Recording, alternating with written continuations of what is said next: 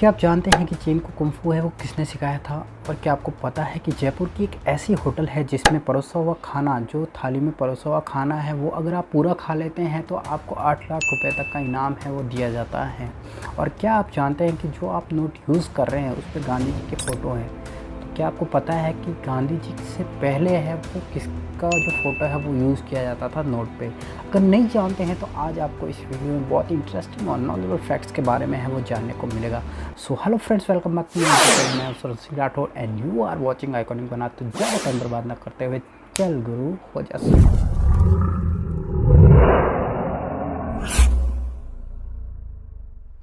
क्या आपको पता है कि जो अंधे लोग होते हैं वो काला चश्मा है उसका यूज़ क्यों करते हैं? ऐसा इसलिए क्योंकि जो अंधे लोग होते हैं उनके जो रोशनी के सामने जो आंखों की सेंसिटिविटी होती है वो बहुत ज़्यादा होती हैं, और जब वो बाहर निकलते हैं और सूरज की रोशनी उनकी आंखों पे पड़ती है तो उन्हें बहुत ज़्यादा जलन होती है, और उसी जलन से बचने के लिए वो काला चश्मा है उसका यूज़ किया करते हैं। चलिए अब बात करते हैं जयपुर की एक ऐसी होटल का जिसका नाम है रामबाग पैलेस, और वो है भारत की सबसे महंगी होटल है जिसमें एक दिन रुकने का जो किराया है वो लगभग 7 लाख रुपए के आसपास है, और ये भारत की सबसे महंगी होटल है वो मानी जाती है। तो चलिए अब बात करते हैं चीन की। तो आप हमेशा सोचते होंगे कि जो चीन है वहीं पे उन्होंने कुंफू सीखा है, और चीन ही हर किसी को कुंफू सिखाता है और उनको ही कुंफू आता है। तो क्या आपको पता है कि चीन को है वो कुंफू किसने सिखाया था?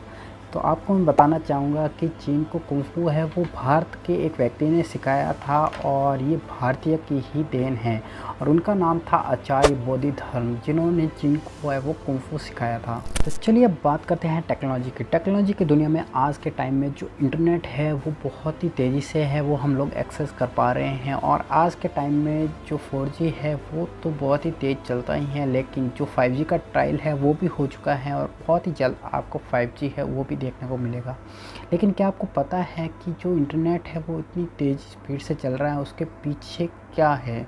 तो आपको मैं बताना चाहूँगा, जो ऑप्टिकल फाइबर केबल है उसी की वजह से आप लोग है वो इतनी तेज़ी से है वो इंटरनेट का एक्सेस कर पा रहे हैं।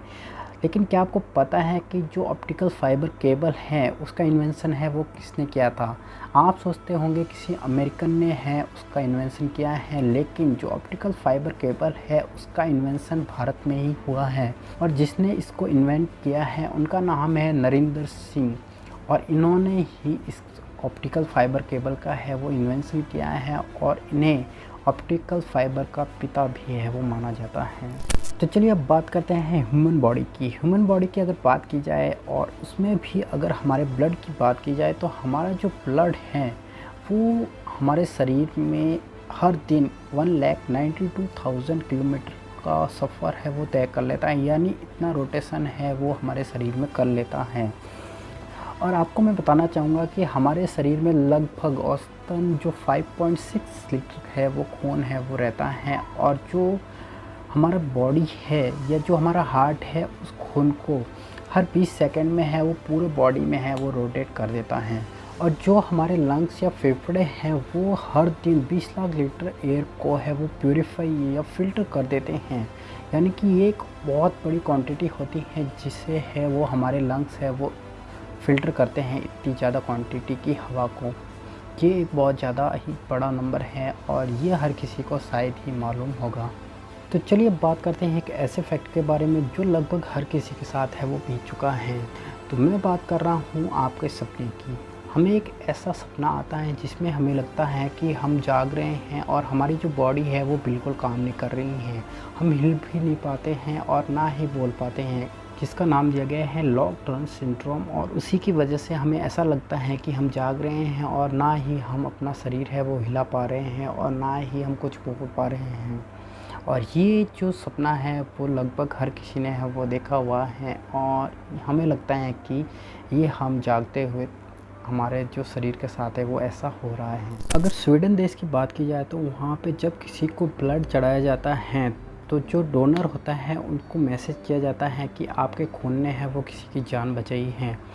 और मुझे लगता है कि ऐसा है वो इंडिया में भी होना चाहिए, और हमारे इंडिया में भी बहुत सारे डोनर है वो ब्लड को डोनेट करते हैं, तो ऐसा मैसेज है वो उनके पास भी जाना चाहिए। चलिए अब बात करते हैं जयपुर की एक ऐसी होटल की जहाँ पे एक बाहुबली थाली के नाम से एक थाली परोसी जाती है, और उसमें जो खाना रखा होता है, अगर वो आप खाना 40 मिनट के अंदर खा लेते हैं तो आपको 8 लाख रुपए है वो इनाम के तौर पे है उस होटल की तरफ से दिए जाते हैं। तो क्या आप ऐसा खाना पसंद करेंगे?